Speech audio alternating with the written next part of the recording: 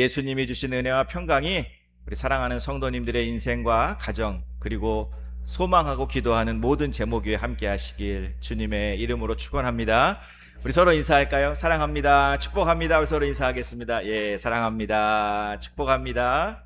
예. 이 톨스토이의 단편 소설 중에 세 명의 수도사라는 글이 있습니다. 러시아의 아주 먼 외딴 섬에 세 명의 수도사가 살고 있었습니다. 이 섬이 너무 멀고 외딴 곳에 있어서 거기에 가려고 하는 사람이 없었어요. 그런데 주교가 큰 마음을 먹고, 야, 내가 그 세 명의 수도사를 한번 찾아가 봐야겠다. 그래서 그 외딴 섬을 찾아갑니다. 세 명의 수도사를 만났어요. 그런데 이 수도사들이, 수도사면은 성직자랑 같은 거잖아, 성직자. 그런데 주기도문도 모르고 있는 거야. 주기도문도. 이게 주교가 너무 놀래갖고 열심히 주기도문을 가르쳐 줬어요. 그리고 뿌듯한 마음으로 내가 이들에게 주기도문도 가르쳐 줬다, 뿌듯한 마음을 가지고 본국으로 돌아옵니다. 한참을 배를 타고 가고 있는데 바다 한가운데 그런데 깜짝 놀란 거예요. 주교가 저쪽에서 세 명의 수도사가 바다 위를 막 걸어오고 있는 거예요. 바다 위를. 얼마나 놀래. 세 명의 수도사가 배에 딱 오더니 하는 말이, 주교님 가르쳐주신 주기도문을 저희가 다 까먹었어요. 잊어버렸어요. 주교는 근데 바다 위에 서 있는 사람들이 얼마나 신기합니까? 놀래서, 아니 형제들은 도대체 어떻게 기도하고 계십니까? 그랬더니 그 세 수도사가 하는 말이, 저희는 그냥 하나님도 세 분이시고 저희도 세 명이니 우리를 불쌍히 여겨 주옵소서, 이렇게 기도합니다. 주교가요, 그들의 순수한 믿음, 그러니까 신앙은 여러분 복잡한 것보단 단순한 게 좋아요. 그 순수한 믿음에 감복해서 형제들이여 돌아가서 평안히 지내십시오. 여러분, 이 글이 우리에게 주는 교훈이 있습니다. 꾸미는 것보다 순수함이 중요하고, 복잡함보다 단순함이 중요하고, 형식보다는 본질, 그 내용이 중요하다. 보이는 외모가 다가 아니라 그 중심과 내용이 중요하다. 우리가 가져야 하는 신앙의 모습이 바로 이와 같다라는 것입니다. 특별히 오늘 저와 여러분이 읽은 이 야고보서 1장 26절과 27절은 우리에게 이 경건이라는 것에 대해서 말씀하고 있어요. 경건. 여러분, 우리가 이 경건에 대해서 잘 알아야 할 필요가 있는데, 왜냐하면 경건이라고 다 같은 경건이 아니기 때문에 그렇습니다. 디모데후서 3장 5절에 이런 말씀이 있어요. 경건의 모양은 있으나 경건의 능력은 부인하니 이 같은 자들에게서 내가 돌아서라. 모양만 있는 경건이 있고 능력이 있는 경건이 있다라는 것입니다. 그러면 이 능력이 있는 경건, 참된 경건은 무엇일까? 사도행전 10장을 보면 군대 백부장인 고넬료라는 사람이 나와요. 성경은 고넬료를 이렇게 소개합니다. 우리 사도행전 10장 2절의 말씀을 같이 한번 읽어봅니다. 시작. 그가 경건하여 온 집안과 더불어 하나님을 경외하며 백성을 많이 구제하고 하나님께 항상 기도하더니. 이 말씀에서 우리가 진짜 경건이 무엇인지를 알 수가 있어요. 경건에는 두 가지의 측면이 있다라는 거예요. 하나는 하나님을 경외하는 것, 이것은 내면적인 경건입니다. 또 하나는 뭐냐? 백성을 구제하고 하나님께 기도하는 것, 이것은 외면적인 경건을 우리에게 말을 하고 있습니다. 그러니까 경건은 우리 안에 중심에 있는 내면적인 경건과 또 하나는 우리가 행동으로 하는 외면적인 경건이 있다라는 거예요. 이게 같이 가야 돼. 같이 함께 가야 되는 거예요. 하나만 있어도 가짜고 이게 엇박자가 나도 가짜다라는 것입니다. 여러분 잘 들어보세요.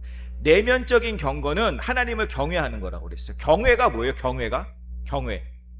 두렵고 떨리는 마음으로 하나님을 섬기는 게 경외입니다. 그러면 왜 하나님 앞에 우리는 두렵고 떨릴 수밖에 없을까요? 우리가 두렵고 떨릴 수밖에 없는 이유가 있을 거 아니에요.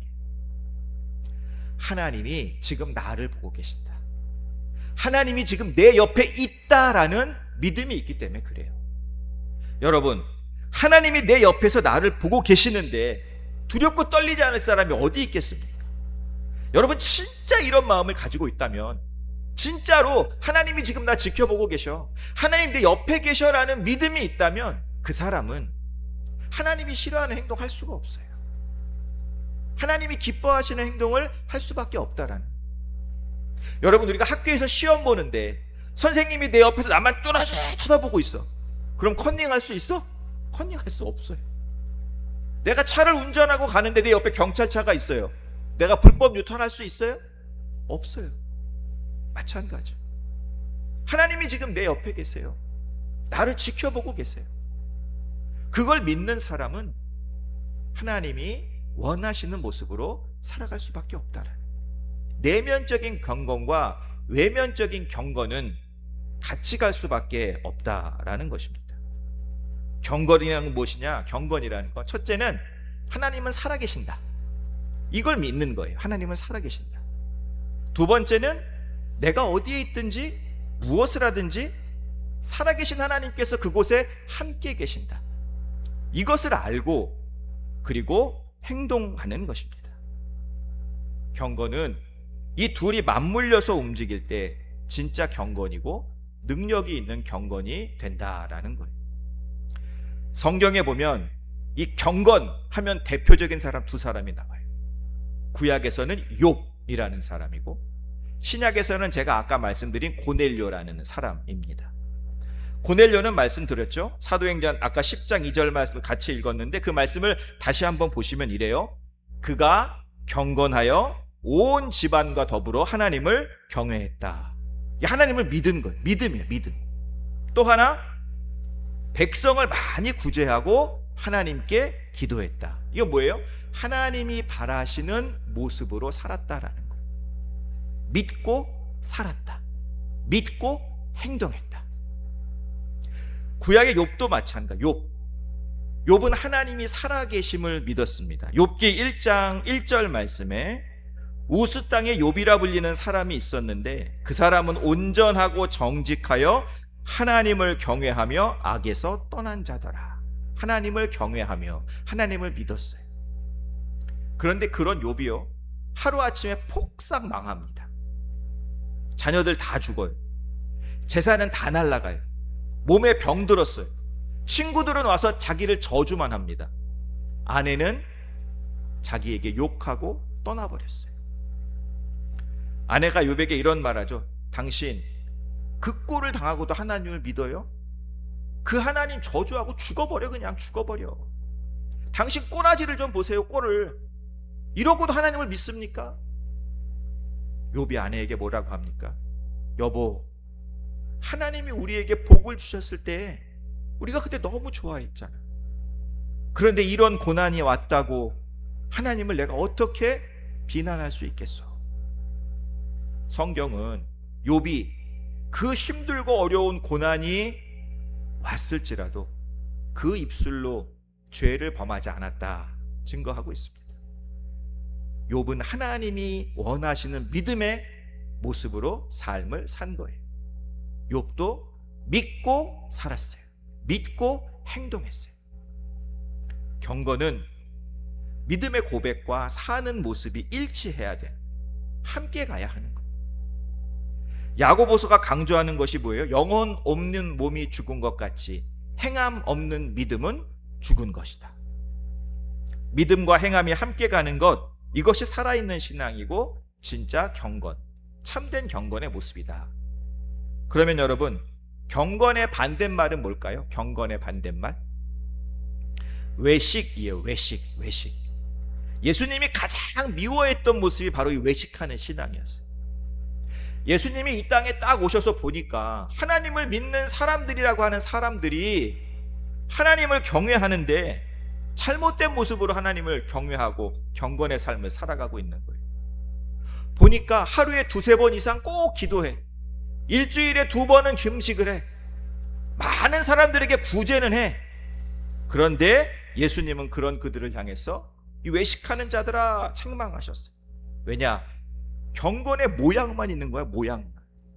그들 안에는 하나님을 경외하는 마음이 없었다라는 것입니다. 하나님은 없고 오직 자기 자신만 있어. 자기 자신의 자랑만 있어. 자랑. 그러니까 경건을 자기를 자랑하기 위한 하나의 모양, 하나의 도구로만 사용하고 있었다라는 거예요.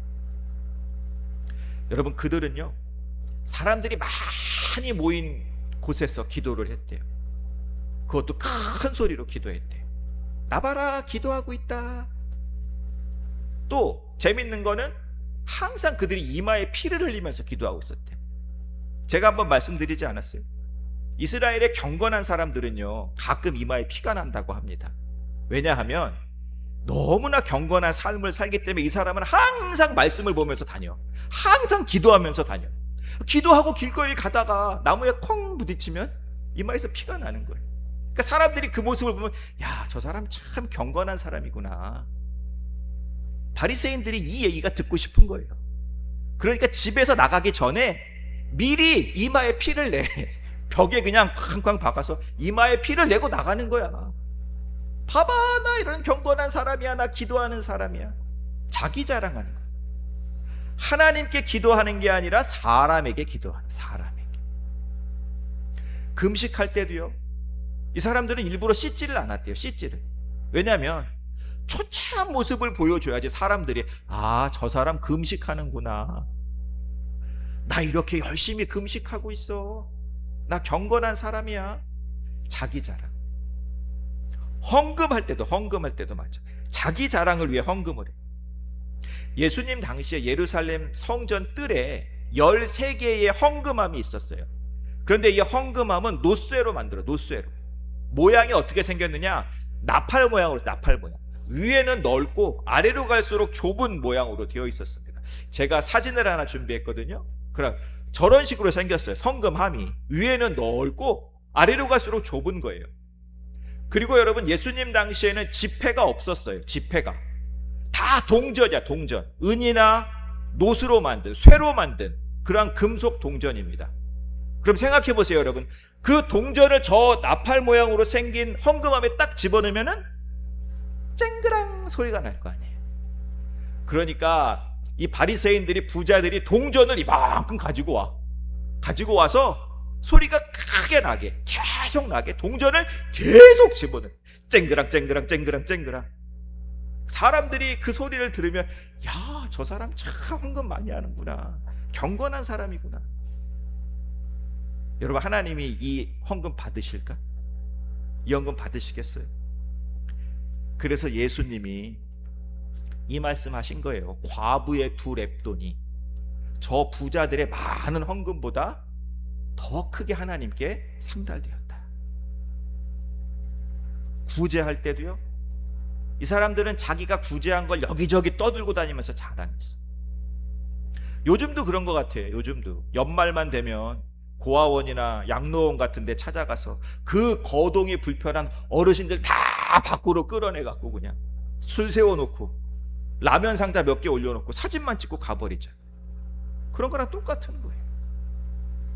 여러분, 이런 모양만 있는 경건, 가짜 경건은 능력이 있을 수가 없어요. 아무리 기도를 많이 하고, 아무리 금식을 많이 하고, 아무리 헌금을 많이 하고, 아무리 구제를 많이 해도 하나님이 절대로 능력을 주시지 않습니다. 왜요? 이들은 하나님께 보이려고 경건한 생활을 한 게 아니라 사람들에게 보이려고 경건한 생활을 했기 때문에 그래요. 그러니까 그 경건도 사람들에게 받아야 돼요. 하나님이 주실 이유가 하나도 없는 것입니다. 여러분, 하나님께 능력을 받으려면 하나님 앞에서 경건해야 한다라는 거예요. 오늘 본문의 말씀은 이 참된 경건, 하나님이 바라시는 경건에 대해서 말씀. 우리 27절 말씀을 한번 보겠습니다. 27절 같이 한번 읽어봅니다. 하나님 아버지 앞에서 정결하고 더러움이 없는 경건은, 그러니까 하나님이 기뻐하시는 경건은 뭐냐? 하나님 앞에 드리는 경건이다. 하나님 앞에 드리는 경건. 이게 무슨 말이냐면은, 아까도 말씀드렸지만 하나님께서 지금 우리를 지켜보고 계세요. 우리 옆에 계세요. 옆에 한번 보세요. 하나님 보여, 안 보여? 착한 사람만 보여, 이건. 저는 보이는데. 하나님이 옆에서 우리 지켜보고 계신다니까, 지금. 따라서 하나님을 경외한다라는 것은 다른 말로 뭐냐면 내 옆에 계신 하나님을 내가 의지하는 거예요. 그 하나님께 도움을 구하며 사는 것이 바로 하나님을 경외하는 삶이다라는 거예요. 한 어린아이가요, 아빠와 냇가에 가서 놀고 있어요. 냇가에서 막 물놀이를 하고 있는데 이 꼬마 아이가 어떤 큰 돌을 하나 들려고 하는 거야. 근데 이 돌이 꼬마 아이가 들기에는 너무 큰 돌이야. 무거운 돌이야. 낑낑대면서 어떻게든 들어보려고 하는데 이게 안 들려. 아버지가 아들에게 이야기합니다. 아들, 지금 뭐 하고 있어? 아니, 우리 아들 보니까 온 힘을 다하지 않고 있네. 아빠가 보니까 아들은 지금 온 힘을 다하지 않고 있어. 아들이 얘기해요. 아빠 무슨 말 하는 거야? 나 지금 진짜 완전히 내 온 힘을 다해서 내가 바위를 들려고 하고 있단 말이야. 그랬더니 아버지가 아들에게 하는 말이, 너 아직 아빠한테 도움을 요청하지 않았잖아. 아들, 아빠한테 도움을 요청하는 것도 네가 가지고 있는 힘이야. 네가 아빠한테 도움을 요청하지 않았다는 건 네가 가진 힘을 아직 다 사용하지 않은 거야. 여러분, 우리의 신앙이 이래야 된다는 거예요. 우리의 신앙, 하나님을 의지하는 것이 경건이에요. 내 옆에 계신 하나님께 도움을 요청하며 사는 것이 경건이에요. 경건. 여러분, 조그마한 아이가 아빠를 왜 믿어요? 우리 아이들이 어렸을 때 제가 슈퍼맨인 줄 알았대. 엄마가 그렇게 교육을 시켰어. 아빠는 슈퍼맨이야. 우리 가정을 먹여 살리는 슈퍼맨이야. 아이들이 아빠를 왜 믿어요? 아빠는 모든 걸 다 할 수 있을 것이라는 믿음이 있기 때문에 믿는 거예요. 우리가 그래야 된다는 거예요. 내 곁에 계신 하나님, 나를 지켜보신 하나님, 그 하나님을 내가 의지하고 그 하나님께 도움을 청하며 사는 것이, 이것이 바로 경건이다. 하나님을 경외하는 삶이다라는 것입니다. 여러분, 살아계신 하나님께서 우리 성도님들의 곁에 계신다는 사실을 꼭 믿으시기 바랍니다. 야고보는요, 이 내면의 경건을 이야기하면서 외형의 경건, 세 가지의 외형적인 경건의 모습에 대해서도 우리에게 이야기하고 있어요. 그 첫 번째가 뭐냐? 혀를 조심하는 거. 혀를 조심하는 거. 우리 26절 말씀 보시기 바랍니다. 같이 읽습니다. 누구든지 스스로 경건하다 생각하며 자기 혀를 재갈 물리지 아니하고 자기 마음을 속이면 이 사람의 경건은 헛것이라. 혀를 다스리지 못하는 사람은 경건한 삶을 살 수가 없다라는 거예요. 혀를 다스린다는 게 무슨 말이에요? 우리의 말을 잘 다스려야 한다라는 거예요. 우리가 어떤 말을 하며 살아가느냐에 따라서 그 사람이 축복을 받을 수도 있고 저주를 받을 수도 있습니다. 민수기 14장 28절에 이런 말씀이 있어요. 여호와의 말씀에 내 삶을 두고 맹세하노라. 너희 말이 내 귀에 들린 대로 내가 너희에게 행하겠다. 이 말씀은 하나님을 자꾸 원망하던 이스라엘 백성들에게 하신 말씀이에요. 너희들 자꾸 그렇게 원망하지? 그러면 나는 너희들에게 원망의 하나님으로 갈 수밖에 없어 라는 말입니다. 반면에 우리가 하나님 앞에 감사의 고백을 많이 드리면 하나님은 우리에게 더 큰 감사의 거리를 주십니다. 우리가 어떤 말을 하며 사느냐가 중요하다라는 거예요. 제가 일전에 한번 말씀드렸지만 여러분, 우리가 하는 말은 씨앗과도 같은 거예요. 씨앗. 제가 지금 성도님들에게 말을 하고 있어요. 설교를 하고 있어요. 제가 지금 뭐 하고 있는 거냐면 하나님의 말씀이라는 씨앗을 여러분에게, 저에게 뿌리고 있는 거예요. 뿌리고 있는 거예요. 성경은 하나님이 우리에게 뿌리시는 씨앗이에요. 기도는 우리가 하나님께 뿌리는 씨앗입니다. 씨앗. 여러분, 말에는 생명력이 있어요. 제가 지금 대언하는 하나님의 말씀은 저와 여러분에게 반드시 열매로 나타나게 되어 있습니다. 열매로 나타나. 그런데 그 말씀을 받는 우리의 마음밭도 중요하겠지. 마음밭도. 내 마음밭이 길 까고 돌밭이고 가시 떨기면 제가 아무리 하나님의 말씀을 여러분에게 뿌려도 그 씨앗은 자라나지 못해요. 그러나 그 마음이 옥토인 사람, 그 사람은 하나님의 말씀이 뿌려지면 30배, 60배, 100배의 열매를 맺을 수 있다라는 거예요. 여러분, 하나님의 말씀뿐만이 아니라 우리가 사용하는 말도 큰 힘을 가지고 있습니다. 말 한마디가 그 사람을 살릴 수도 있고요, 그 사람을 죽일 수도 있는 거예요. 에디슨이라는 과학자 아시죠? 에디슨과 이 어머니에 대한 아주 유명한 일화가 하나 있어요. 하루는 에디슨이 이제 초등학교 다닐 때 일인데, 학교에서 돌아온 에디슨이 엄마에게 편지를 한 장 줍니다. 엄마, 이거 선생님이 엄마 꼭 갖다 주래. 에디슨의 엄마가 편지를 딱 뜯어서 편지 내용을 딱 보더니 에디슨에게 큰 소리로 읽어주는 거예요. 대개 아드님은 천재입니다. 그런데 이 학교는 너무 작아서 에디슨 같은 천재를 가르칠 선생님이 없습니다. 죄송하지만 어머님이 좀 가르쳐 주십시오. 그때부터 에디슨은 학교에 가지 않고 홈스쿨링, 엄마에게서 교육을 받습니다. 그리고 에디슨은 세기의 발명가가 되죠. 유명한 발명가가 돼요. 시간이 한참 지나서 어머니도 돌아가시고, 에디슨이 어느 날 집안을 정리하다가 어머니 유품을 발견합니다. 근데 그 유품 안에 그 편지가 있는 거예요. 그 편지를 펼치는 순간 에디슨이 눈물을 흘려요. 그 편지에 뭐라고 쓰여 있었느냐? 당신의 아이는 지적 장애가 있어서 더 이상 학교에 출석시킬 수 없습니다. 에디슨이 이 편지를 보고 자신의 일기에 이렇게 적었습니다. 토마스 에디슨은 지적 장애아였다. 그의 어머니가 그를 세기의 천재로 만들었다. 어머니의 말이 에디슨을 천재로 만든 거예요. 여러분, 우리가 핸드폰에 전화가 오면 화면에 이름이 뜨죠. 화면에 이름이 딱 뜨잖아요. 어떤 이름은요, 딱 보자마자 그냥 잽싸게 통화를 눌러요. 왜? 그 사람 말이 너무 듣고 싶어. 근데 어떤 사람의 이름이 딱 뜨면 인상부터 구겨져. 받기가 싫어. 왜? 전화 받아봐야 기분 나쁜 말 할 거고, 상처 주는 말 할 거고, 나를 가르치기만 할 거고. 핸드폰 살짝 뒤집어 놓죠. 이렇게 안 받잖아. 여러분, 사람들이 내 전화를 피한다? 그러면 그 사람 욕하지 말고 내 말부터 점검해 보시기 바랍니다. 내 말부터. 우리가 하지 말아야 할 말 4가지가 있대요. 하지 말아야 할 말 4가지. 무고질, 이간질, 고자질, 충고질. 무고질은 뭐예요? 죄 없는 사람 그냥 죄 있게 만드는 게 무고질이에요. 이간질은 뭐예요? 자꾸만 편을 가르는 게 이간질이에요. 고자질은 뭐야? 남한테 일러 바치는 거. 충고질은 뭐예요? 나만 잘났어? 늘 상대방 가르치려고 하는 거. 이것도 되도록이면 하지 말아야 돼요.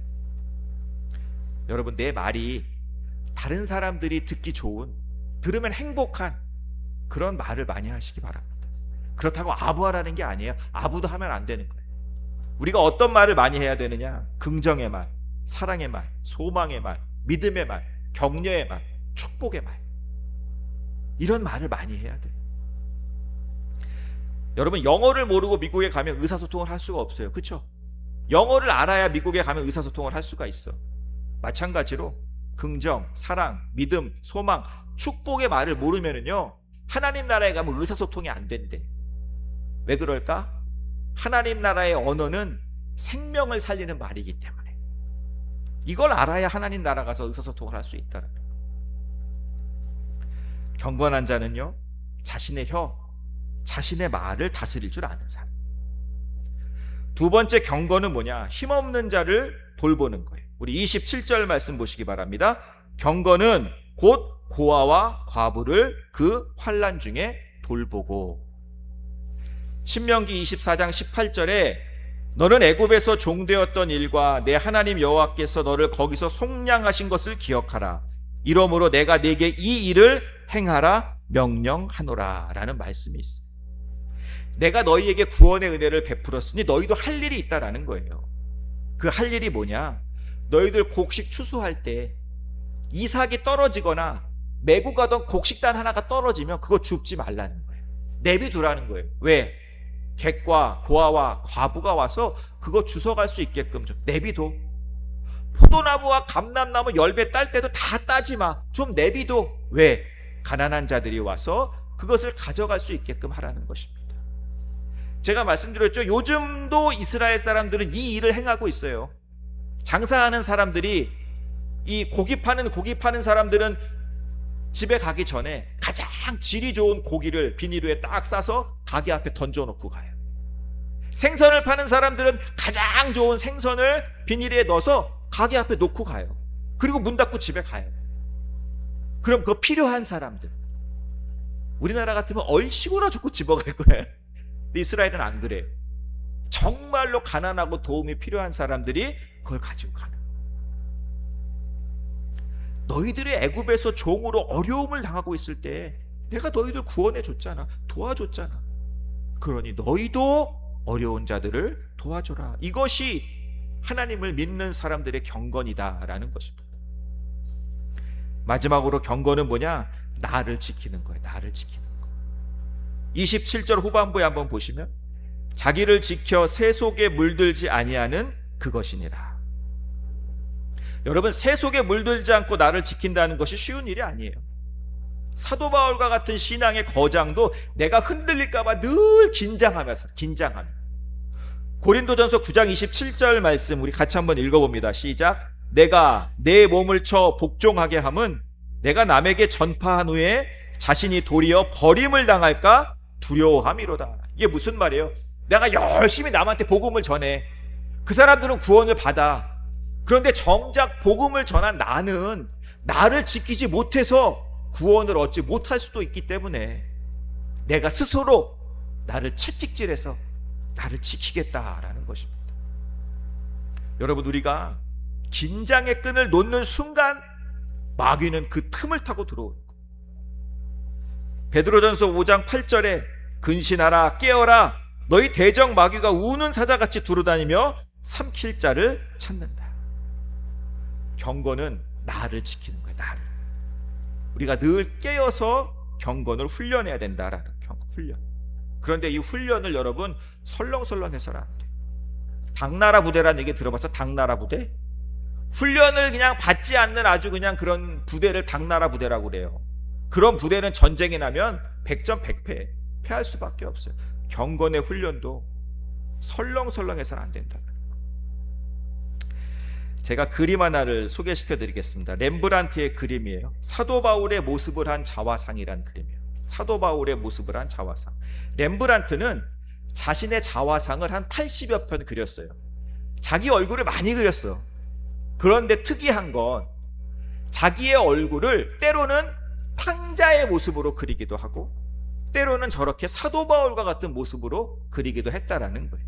이게 무슨 말이냐? 나에게는 탕자 같은 모습이 있고 나에게는 사도 바울 같은 그러한 믿음을 나도 갖고 싶다라는 그러한 자신의 신앙 고백을 저 그림 안에 표현한 거예요. 이 그림은 나도 사도 바울처럼 그렇게 경건의 훈련을 열심히 하는 사람이 되고 싶다라는 그러한 신앙 고백을 담은 그림입니다. 어떻게 알 수가 있느냐? 저 렘브란트가 들고 있는 게 하나 있죠. 책 같은 거예요. 저게 뭐냐면 성경이에요. 성경. 나는 말씀 앞에 선 자로 살겠다. 말씀 안에 살아가는 자가 되겠다라는 그러한 다짐을 하고 있는 것입니다. 그런데 이 그림을 잘 보면 여러분, 이 렘브란트가 자신의 신앙 고백을 나타내는 또 하나의 표현이 있어요. 가슴 부분에 있어요. 가슴 부분. 보이세요? 잘 안 보이죠? 그래서 제가 확대를 했어요. 보여요? 보여? 안 보이죠? 이것도 착한 사람만 보이는데 난 보이는데 왜 안 보여? 제가 여기서 밝게 해봤어요. 밝게. 자, 저기 뭐 하나 보이죠? 가슴에 뭐가 보여요? 칼자루가 보이잖아. 칼자루가. 아니, 성경을 들고 있는 사람이 왜 품에 칼을 품고 있을까? 칼을? 그 이유가 뭘까? 여러분, 성화에는 칼을 많이 그려넣습니다. 칼을. 이 칼이 의미가 하는 게 있어요. 하나는 뭐냐면 순교, 죽음을 의미해. 또 하나는 뭐냐면 결단, 강한 의지. 그러니까 지금 렘브란트는 성경과 칼을 표현해서 뭐를 지금 나타내고 싶어 하느냐면은 내가 하나님 말씀 앞에 서는 자로, 말씀 안에 살아가는 자로 내가 결단하겠다. 나는 세속에 물들지 않겠다. 나는 세상과 타협하지 않겠다. 목숨 걸고 나를 지키겠다라는 그러한 강한 결단을 표현하고 있는 것입니다. 우리도 마찬가지 여러분. 세상과 타협하거나 세속에 물들지 않도록 나 자신을 지킬 수 있어야 합니다. 그것이 경건이에요. 경건. 디모데전서 4장 7절로 8절에 이런 말씀이 있어요. 망령되고 허탄한 신화를 버리고 경건에 이르도록 내 자신을 연단하라. 육체의 연단은 약간의 유익이 있으나 경건은 범사에 유익하니 금생과 내생의 약속이 있다. 경건의 훈련은 하나님께서 지금 생애에도 축복을 주시고 하늘나라에서도 축복을 주시는 약속이다라는 것입니다. 약속. 그러면 우리가 경건의 훈련을 어떻게 해야 하느냐? 감리교의 창시자인 요한 웨슬레가요, 자신의 경건의 훈련을 위해서 늘 자신에게 던지는 질문들이 있어요. 여러분도 이 질문들을 기억하셨다가 하루를 시작하면서, 하루를 마무리하면서 이 질문들을 자신에게 좀 던져보시기 바랍니다. 첫 번째, 항상 기도하는가? 두 번째, 매 순간 하나님 앞에서 즐거워하는가? 세 번째, 모든 경우에 감사하는가? 네 번째, 욕심내는 건 없는가? 두려워하는 일은 없는가? 내 중심에 끊임없이 하나님의 사랑을 느끼는가? 무슨 말이나 일을 하든지 그것이 하나님을 기쁘게 한다고 자신 있게 답할 수 있는가? 이것을 늘 내 자신에게 던져보시기 바랍니다. 사랑하는 성도 여러분, 하나님이 기뻐하시는 경건은 하나님이 내 곁에 계신다는 것을 믿고 그 하나님을 의지하는 거예요. 그 하나님께 도움을 구하며 사는 것이 경건이에요. 또 하나, 하나님을 삶의 중심에 두고 겸손하게 실천하며 사는 것. 내 혀를 조심하고 어려운 자들을 도와주고, 그리고 세속에 물들지 않도록 자신을 지키는 것. 이것이 바로 경건의 삶.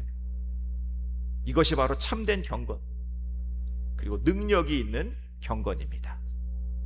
하나님이 기뻐하시는 이러한 경건의 삶을 살아가시며 하나님이 주시는 모든 은혜와 축복들을 다 받으시길 주님의 이름으로 축원합니다. 기도하겠습니다. 하나님, 오늘 저희들에게 주신 말씀처럼 저희들 경건한 삶을 살아가길 소망합니다. 하나님이 기뻐하시는 참된 경건의 모습을 회복하는 은혜를 베풀어 주옵소서. 하나님은 언제나 우리 곁에서 우리를 지켜보고 계시는 살아계신 하나님이심을 믿습니다. 두렵고 떨리는 마음으로 하나님을 경외하는 내면의 경건이 우리 안에 있게 하시고, 또한 하나님을 중심에 모시고 삶으로 실천하는, 말을 다스리고 어려운 자들을 돌보아주고 세속으로부터 나를 지키는 경건의 모습이 있게 하옵소서. 그리하여 경건한 자에게 주리라 약속하신 하나님의 상급, 생명의 축복을 받으며 살아가는 사랑하는 모든 성도님들로 인도하여 주옵소서. 예수님의 이름으로 기도드리옵나이다. 아멘.